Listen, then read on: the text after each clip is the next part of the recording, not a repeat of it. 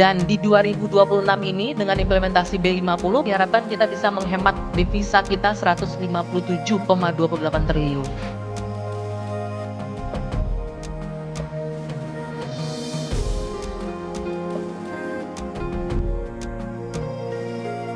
Inilah yang diharapkan Presiden, kita bisa mandiri secara bertahap, baik itu dari bensin, kemudian juga solar, dilakukanlah pengurangan impor. Nah, B50 ini salah satunya adalah yang diupayakan agar kita bisa stop impor solar.